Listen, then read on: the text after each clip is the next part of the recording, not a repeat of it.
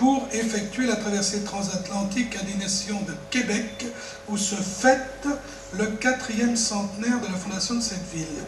Donc un ouvrage sur le Belém nous porterait d'emblée à croire qu'il s'agit là d'un énième du genre. Il y a eu déjà beaucoup de choses à faire sur ce fameux 3 mâts barque construit en 1896, l'ultime survivant d'exception qui, après avoir successivement porté les couleurs de l'Angleterre et de l'Italie depuis plus d'une trentaine d'années, se fait de nouveau ambassadeur du drapeau français grâce au mécénat des caisses d'épargne. Je ne suis pas payé pareil, mais enfin c'est comme ça.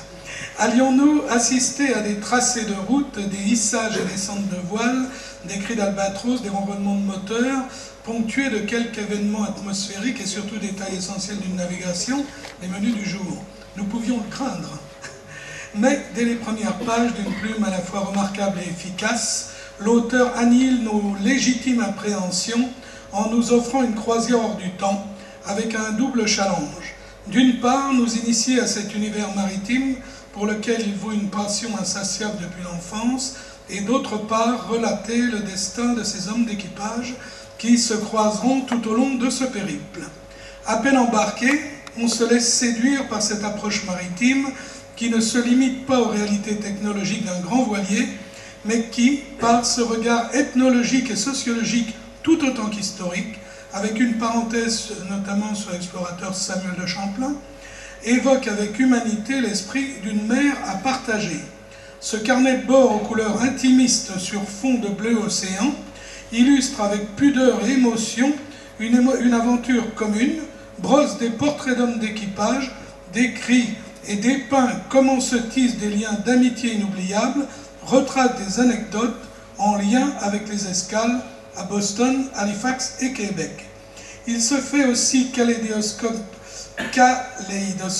de paysages variés, de rencontres inédites, de vies croisées, quand, se voulant mini-encyclopédie, il nous révèle des trésors, les trésors d'une mémoire historique consacrée à ce patrimoine indissociable du monde marin, mais aussi de la Bretagne.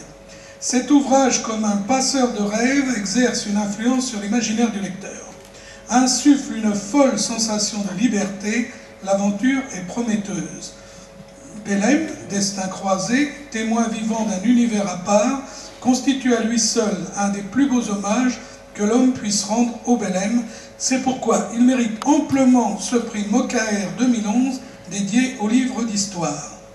D'autre part, je suis très content d'attribuer le prix Pierre Mokaer, puisque le renouvellement de Kendar, ayant moi-même été un des présidents de la commission de musique de Kendar entre 66 et 70.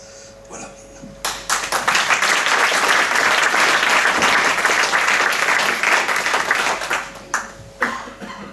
Alors le prix qui est doté par la Fédération des associations de Paris va être remis par Jean-Simon Maillet, donc il nous vient de Paris avec quelques collègues, qui a fait le déplacement à Poudrezy et qui est fier d'être venu à ce qu'il m'a dit. Voilà. Ah oui, pour rien au monde, je n'aurais manqué de venir ici. Surtout que c'est la deuxième fois que je viens dans cette salle, je viens de m'en rappeler. Deux raisons. La première concerne l'association des écrivains bretons, puisque ça fait depuis plusieurs années, je ne les compte plus, que nous suivons les remises des prix et que nous remettons à chaque fois un chèque.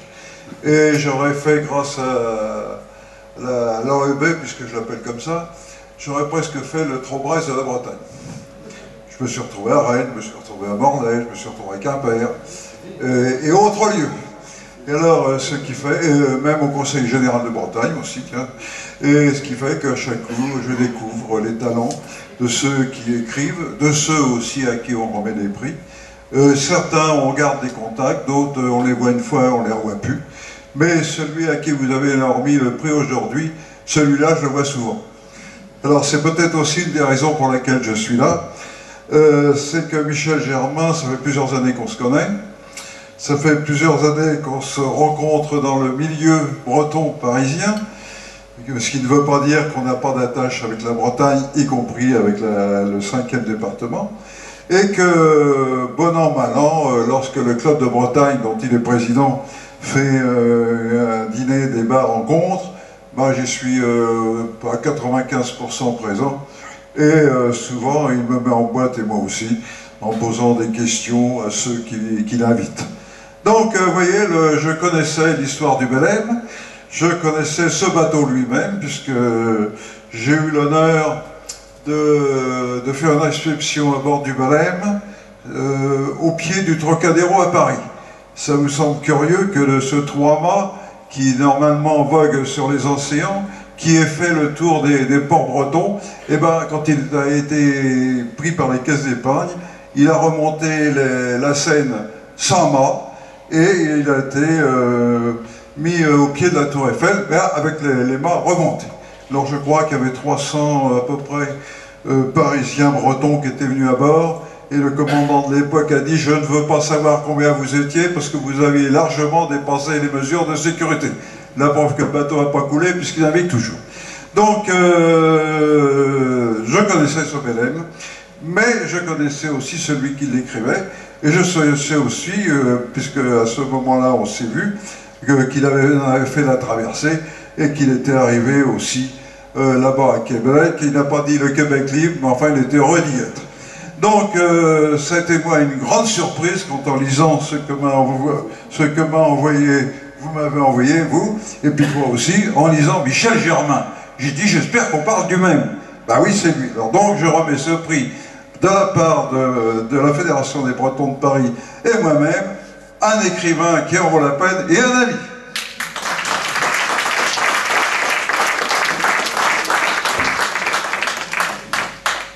Merci Jean-Simon pour tes propos aimables, merci pour votre compte-rendu à la fois précis et en même temps sensible, et puis merci à l'association pour m'avoir reconnu et honoré par ce prix.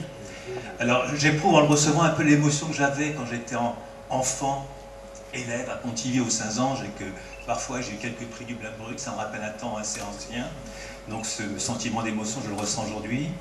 Je serai court, je dirais simplement 4 choses.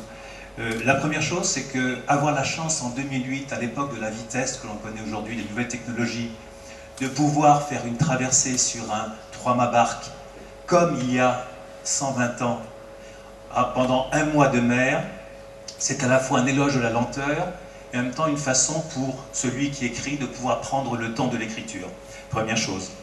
La deuxième chose, c'est que ce voyage, et le temps est propice à la réflexion, a été l'occasion pour moi également de se remémorer ce que j'exprime dans ce livre, qui est le souvenir de pages oubliées de la France, la nouvelle France, celle qu'on a fortement oubliée et qui fonde le continent américain. C'est également l'occasion de se rappeler des pages un peu tragiques que je trouve que l'histoire de France méconnaît, que l'histoire américaine oublie, l'histoire de l'Acadie, et donc j'en ai profité pour la rappeler à travers ce livre. C'est également une autre occasion, et Jean-Simon en a dit un mot, l'occasion d'avoir de la reconnaissance pour un sponsor, oui, je dis son nom, ce sont les caisses d'épargne, qui de façon discrète, mais de façon extrêmement présente, depuis 30 ans, font que ce navigue. Et je trouve remarquable qu'un mécène, de façon discrète, contribue à faire qu'un patrimoine vivant continue à se propager. Donc voilà un peu ce que je voulais dire, en vous remerciant d'avoir reconnu ce livre, et de vous dire que pour moi, c'est une incitation à continuer. Et merci d'avoir reconnu que pour une fois, un livre de mer n'est pas un livre rébarbatif dans les canons du genre. Merci. Au niveau de l'Institut culturel de Bretagne que Bernard m'avait fait pour ce prix. Donc, il va nous dire ça en quelques mots. Et puis, ensuite, on va présenter ces prix avant de revenir à la remise. Merci Michel de me donner la parole. Tout d'abord, Pierre-Jacques Hézélias, il faut dire quand même quelques mots sur l'homme. Eh bien, Pierre-Jacques Hézélias est né en 1914. Et c'était une époque, justement, où tout le tissu social était vivant et avait ces singularités bigoudènes qui se sont, je dois le dire, un petit peu estompées. Pourquoi en a-t-il fait la pathologie d'une certaine façon?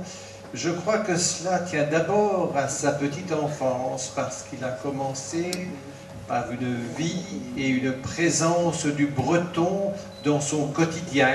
Et je vois là l'influence de son grand-père dans l'intimité familiale. C'est très important, ce cocon familial dans lequel il a été élevé. Au cocon, c'est peut-être trop dire, parce que la vie était dure, et que le grand-père a façonné en quelque sorte les multiples facettes qui ont fait son talent. Mais je dois dire que si nous sommes dans l'écrit, Pierre-Jacques Ezélias, c'est d'abord l'homme de l'oralité. Et je crois qu'il est pour nous, je retiendrai de Pierre-Jacques Ezélias une chose, c'est qu'il est un merveilleux passeur de notre mémoire commune, passeur certes d'un passé révolu, mais il n'empêche qu'il est une source d'inspiration pour beaucoup. C'était un homme de progrès, on le sait, c'est un homme attaché à son terroir. Et moi je me réjouis avec vous tous d'être ici parce que le terreau sur lequel son œuvre a pris naissance, c'est bien Poudruzic. Donc l'authenticité du prix, ce n'est pas sous les ors d'un palais de la République, c'est pour une première fois là, dans sa ville de naissance, là où l'œuvre a pris naissance. Voilà ce que je voulais vous dire. Alors, très concrètement après, comment ça s'est fait le sujet de Pierre-Jacques Ezélias et aussi qui a participé au jury. Donc voilà une première section. Et puis une seconde section, c'est la section de littérature orale. J'en parle d'autant plus aisément que nous sommes au MISDU, le mois des veillées comptées, et que je sais que bon nombre de veillées comptées organisées par l'Institut culturel de Bretagne ont pris pour thème les contes du vrai et du semblant, je crois, de Pierre-Jacques Ezélias. Donc il y a un réel travail de fond qui est fait, et je souhaite que cela se prolonge par la section langue et linguistique au niveau de sa poésie en breton, parce qu'elle me touche plus particulièrement. Voilà ce que je pourrais vous dire, et je serais heureux maintenant de participer avec vous, Madame le maire, Monsieur le Président, Madame la Présidente du jury, et Michel, Président de la Communauté de communes. Et je souhaiterais aussi, puisque c'est un travail collectif, d'avoir à mes côtés les administrateurs de l'Institut culturel qui sont dans la salle, si vous voulez bien venir. Tout à l'heure, on va